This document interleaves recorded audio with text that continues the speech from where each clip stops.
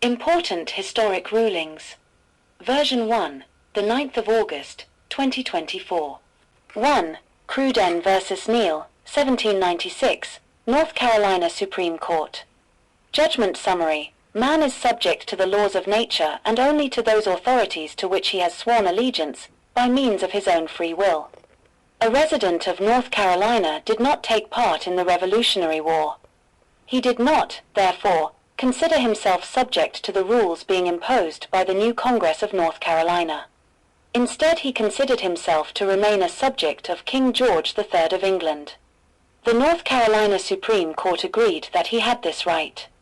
Quotation, counsel for the plaintiff, it will not be denied, and is admitted by the pleadings, that the plaintiff previous to the Revolution resided in this country.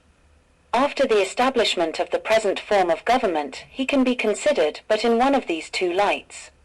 As one who refused to become a member of the new government, continuing his allegiance to the King of Great Britain, or as a citizen.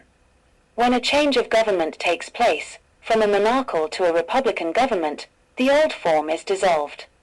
Those who lived under it, and did not choose to become members of the new, had a right to refuse their allegiance to it, and to retire elsewhere.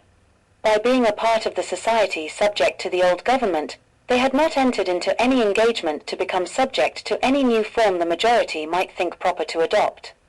That the majority shall prevail is a rule posterior to the formation of government, and results from it. It is not a rule binding upon mankind in their natural state. There, every man is independent of all laws, except those prescribed by nature. He is not bound by any institutions formed by his fellow men without his consent.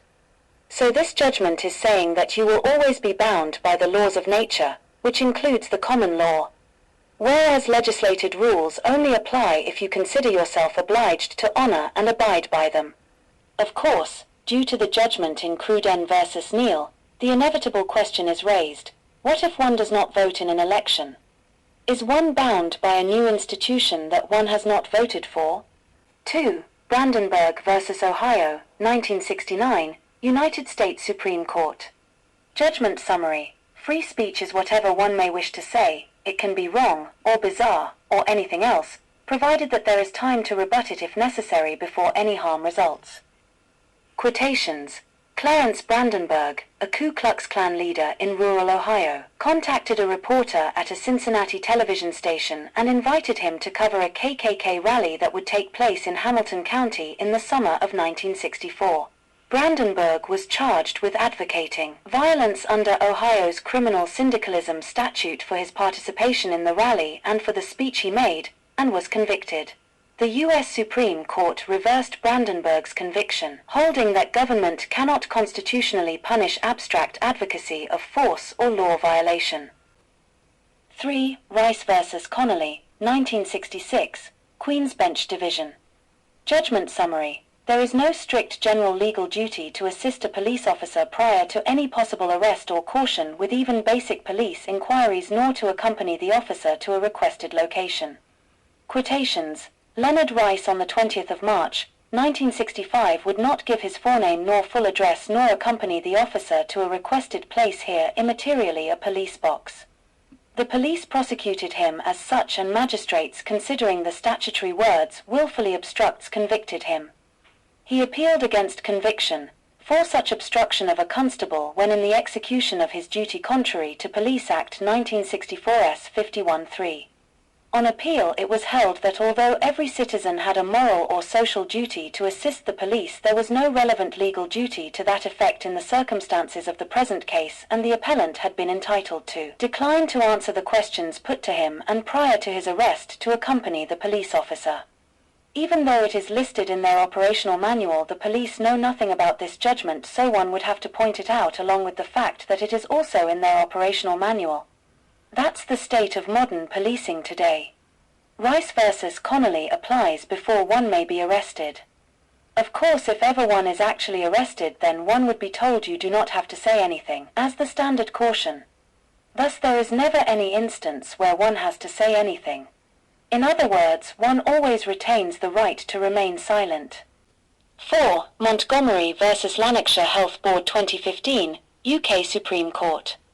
Judgment summary. A medical doctor must treat all patients as intelligent human beings unless there are explicit circumstances where this cannot be the case.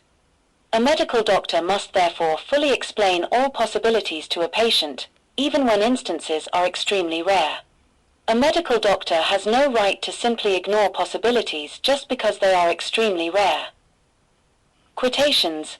Nadine Montgomery gave birth to a baby boy on the 1st of October 1999 at Bellshill Maternity Hospital, Lanarkshire.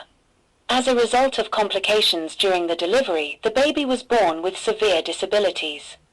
In these proceedings, Mrs. Montgomery seeks damages on behalf of her son for the injuries which he sustained. She attributes those injuries to negligence on the part of Dr. Dean McClellan, a consultant obstetrician and gynecologist employed by Lanarkshire Health Board, who was responsible for Mrs. Montgomery's care during her pregnancy and labor.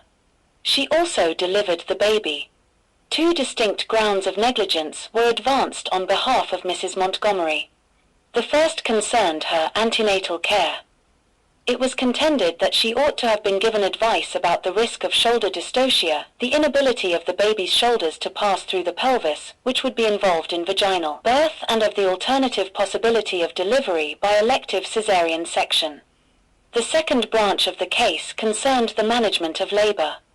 It was contended that Dr. McClellan had negligently failed to perform a caesarean section in response to abnormalities indicated by cardiotocograph CTG traces. Dr. McClellan disregarded the possibility of shoulder dystocia in Ms. Montgomery's case because the instances were so rare. The judgment was that if this possibility had been brought to Ms. Montgomery's attention, she would have avoided the problem by opting for a caesarean section.